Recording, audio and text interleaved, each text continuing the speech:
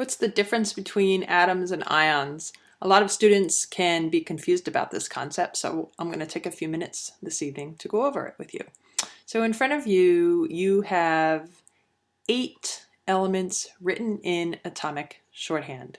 And remember that the superscript number on the top is our mass number, and the subscript number on the bottom is our atomic number. So these are all neutral atoms right now. So the atomic number for sodium, which is 11, meaning 11 protons in the nucleus, also tells us that since it's a neutral atom, there are 11 electrons. And likewise for magnesium, we have 12 protons. In a neutral atom, we have 12 electrons. For oxygen, we have 8 protons, therefore we have 8 electrons. For fluorine, we have 9 protons, therefore we would have 9 electrons, and so on in neutral atoms. Okay?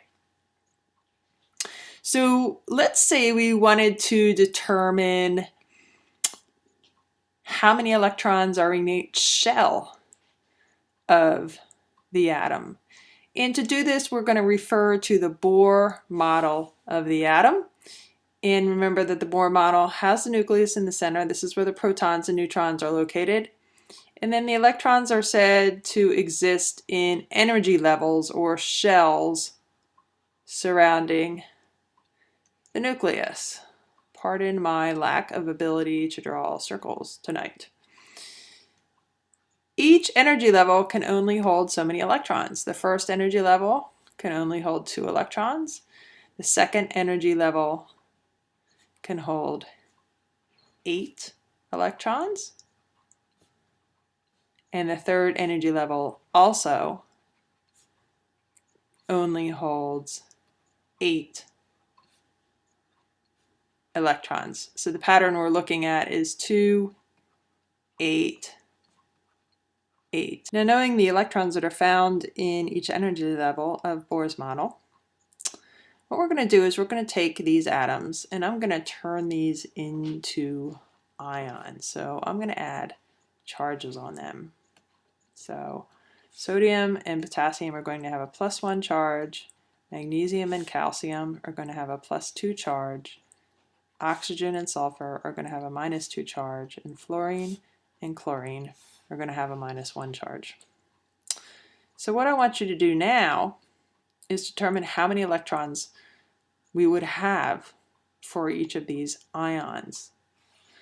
When we look at sodium, we have 11 protons, but we have a +1 charge. So we have an extra positive charge. What this means is that we have 10 electrons in an ion of sodium. For magnesium, we have a +2 charge. Since we have 12 protons, we have an extra +2 charge, an extra 2 positive charges. So that means we have 10 electrons for magnesium. For oxygen, we have a -2 charge. And since we have 8 protons, we also have an extra 2 negatives. So that would mean a total of 10 electrons as well. And for fluorine, we have 9 protons, which would normally be 9 electrons, but since we have a -1 charge, we have an extra negative charge. So that also means 10 electrons. Now, do you see anything in common here? Okay. Let's go down to potassium. We have 19 protons, which normally would be 19 electrons in a neutral atom, but since we have a +1 charge, we have 1 less electron or 1 extra proton, so that means we have 18 electrons. For calcium, we have 20 protons. Normally that would be 20 electrons, but since we have a +2 charge, that's 2 less electrons, so that's 18 electrons. For sulfur, we have 16 protons. Normally that would be 16 electrons, but we have a -2 charge, so we have 2 more electrons than we normally would, so that's 18 electrons. And for chlorine, we have 17 protons. Normally we'd have 17 electrons in the neutral atom, but since we have a -1 charge, we have an extra electron, so that's 18 electrons. Are we seeing anything in common here? Now let's look at all these guys. They all have 10 electrons. So where would their electrons be in the Bohr model? We'd have 2 electrons in the first energy level and 8 in the second energy level. So this is the first energy level, second energy level. Okay. For these guys, they all have 18 electrons. They have 2 electrons in the first energy level, 8 in the second, and they have 8 in the third. So they have a fully occupied third energy level for a total of 18 electrons. So all of these ions now have completely filled shells or energy levels of electrons. The electrons are completely filling the energy levels. We cannot say that's the truth for the neutral atom version of each of these elements, only for the ion. So this brings us to a big difference between atoms and ions. Okay? Most atoms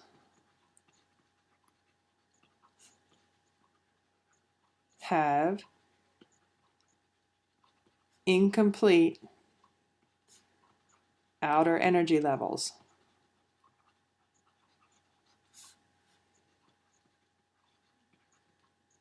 Okay?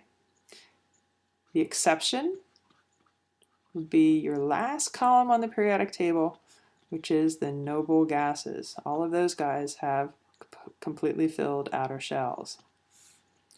However, ions have complete outer energy levels.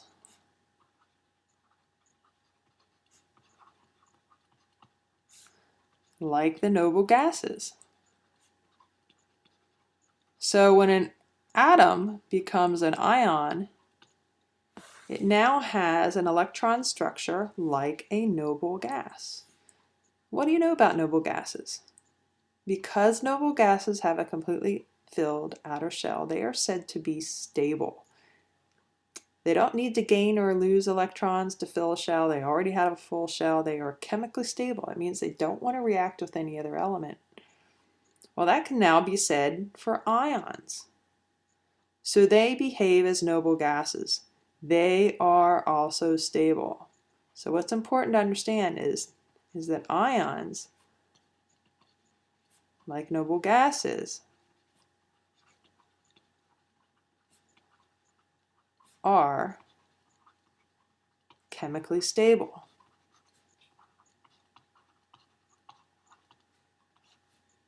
That is not so for neutral atoms. So that's the big difference. So if I asked you, what's the difference between the sodium ion and the sodium atom? Besides the fact that the sodium ion has a positive 1 charge and 1 less electron than the sodium atom, the sodium ion, since it's lost that electron and now has a completely full outer shell, is chemically stable, unlike the sodium atom. The neutral sodium atom is highly chemical reactive. However, the sodium ion is unreactive. It is chemically stable.